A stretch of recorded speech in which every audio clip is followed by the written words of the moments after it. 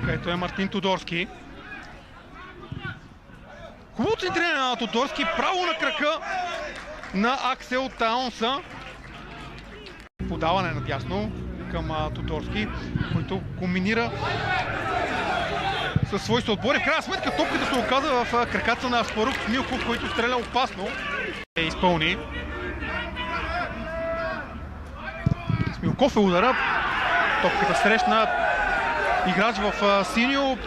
Се извиси над него, но пък Филип Ежике там притеснява отбраната на Беласица за от това да изпълнява и по-скоро ще атакува топката в наказателното поле. А пък нещо по-интересно избра Аспарух Милков. Дългов удар, обичайен за подозрян. Димитър Буров отива да изпълнява. Интересно, че корнерите на Монтана ги изпълнява левия крайен защитник, докато тези на Беласица се изпълнявани от десния такъв, Христо Петров.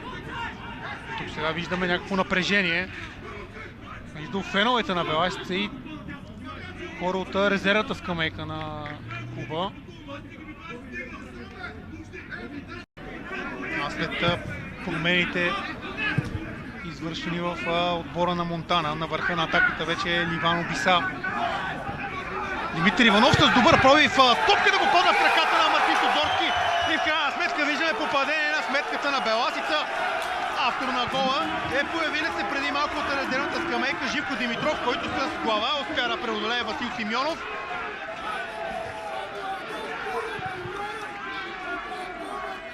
В тази 82-а минута можем да кажем, че заслужено отборът на Беласица излиза напред в резултата, тъй като бе по-активният отбор до този момент на терена, създаде повечето интересни положения и в крайна сметка тяхното упорство даде резултат. Тук виждаме добрия пробив на Димитър Иванов, хубав удар на Мартин Тодорски.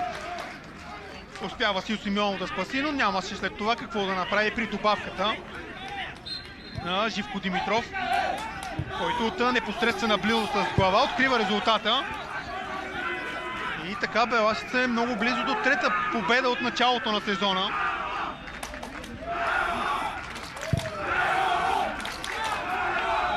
Богдан Костов.